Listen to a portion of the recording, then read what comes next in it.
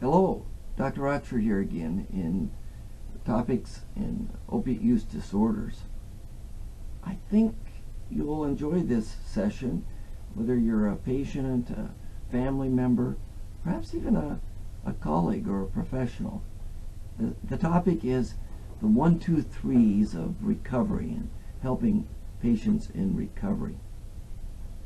So in my work as an addiction medicine specialist, patients come to see me with help with their substance use disorders. What's my 1, 2, 3 trying to help them? Well, the first thing is similar to all areas of medicine. If someone comes in with the disease, is you're trying to, if you can't fix it, like most chronic disease, you want to prevent unnecessary complications. I like to use the analogy or the comparison with diabetes.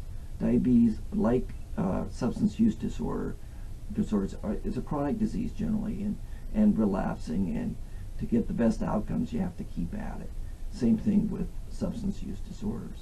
So we could talk about the differences, but for today's discussion I want to emphasize there's a lot of overlap between helping people with substance use disorders and helping people with any other chronic medical disease.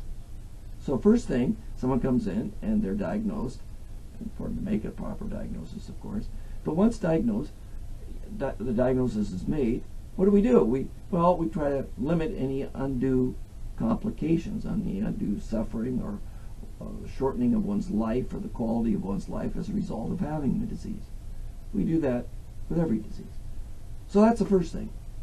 You got the disease, what are we doing to limit or reduce the complications?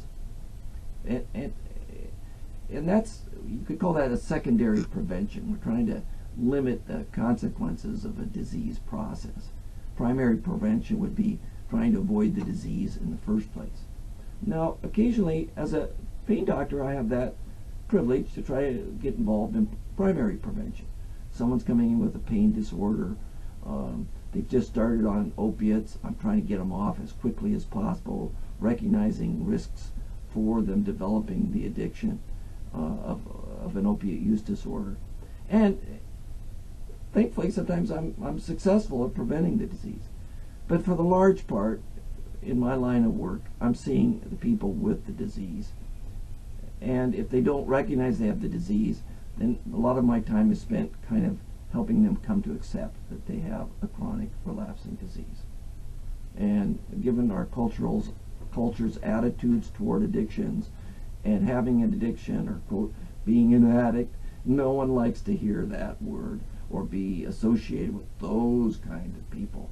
Well, it's not that way. And hopefully, if you're listening to these tapes, you'll find out that I don't believe that for one moment. But in any event, it is what it is. It's a culturally induced consequence or risk of having a substance use disorder. Just how our culture and laws and even my colleagues sometimes respond and react to it. All right, but that's a digression. I'm wanting to say, what am I trying to do here as I'm helping a patient? I'm trying to prevent secondary complications. Now, usually that involves, first of all, it's how active is the disease. You know, someone with diabetes, I'm looking to see, are they peeing all the time? Are their blood sugars high? What's their hemoglobin? How active is their disease? It's kind of the same with substance use disorders. I don't have biomarkers, unfortunately. You know, like I can draw a sample of blood and know how well you're doing in recovery. So I have to ask questions. But for the large part, the questions come down, in my experience, to are the medicines or is the substance involved? How big of issue is it in your life? Now, the challenge there is sometimes it's easy if you know you're going through withdrawal, or you're always wondering about when your next fix is going to be, or who's going to help me from getting horribly sick, or or when can I get in to see the doctor? I mean, where it's a clear this is a problem. I mean, this is an issue here, and with the patient or the family or the legal system. Okay, but also sometimes it's more subtle. It's on a subconscious level, and we know that people, for example, who have abused cocaine, they can be 5 years out from a slip or relapse, have a robust recovery. When Mr. Jones is asked, hey, do you ever think of cocaine or using it again? They go, no, geez, my life is so much better. Why would I ever want to use it? No, I don't even think of that. How stupid was I to be getting involved in cocaine? No, I never even think about it. Okay, Mr. Jones, we're going to put your head in a functional MRI, and we're just going to look at your brain bud while we show you some pictures. Is that all right, Mr. Jones? Sure, oh, sure, Doc. Take a look here, whatever you want to see. All right, we're just going to show you some pictures. Well, lo and behold, when some pictures that remind Mr. Jones, because of their paraphernalia associated with cocaine abuse, or people using cocaine, or that sort of thing, if those pictures come by Mr. Jones's eyes or field of view, we can measure distinct changes in Mr. Jones' brain. There are areas of the brain that are light up. The amygdala, for example, just tends to light up. And we can ask Mr. Jones, how are you doing with these pictures? It bother you? No, it doesn't mean a thing to me anymore. I don't even think about that stuff. But the brain's going kaboom, kaboom. Well, what I'm trying to get across here, there are subconscious things that happen as a result of having a substance use disorder, and they're persistent. They're at least 5 years out. I suspect their lifetime.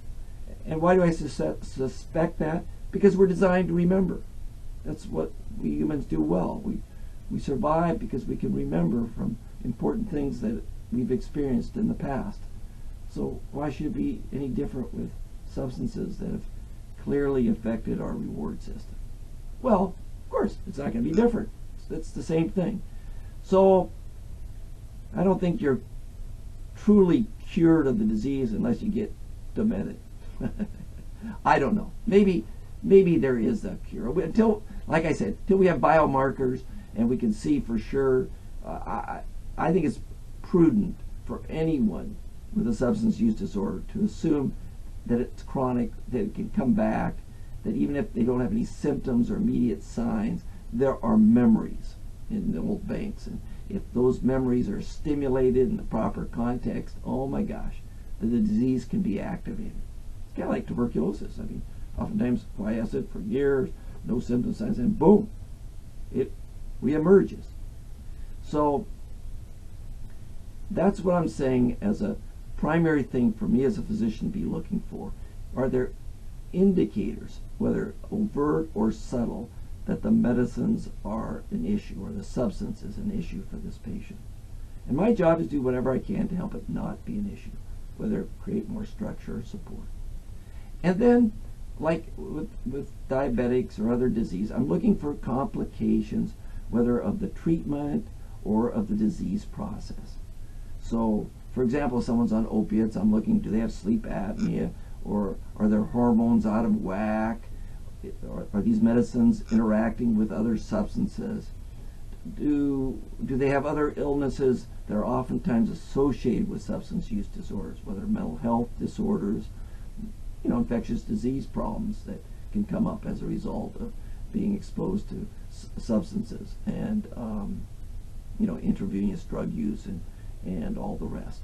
So that's kind of the I call it the step one is just how well you're doing. Is it an issue? Step two is, are we taking steps to prevent it from becoming an issue? What are we doing to make it less likely that the disease is going to reactivate itself or get out of control again? If you like, it's relapse prevention, it's preventing secondary complications from the treatment or having the disease. It's just like we do this all the time in medicine.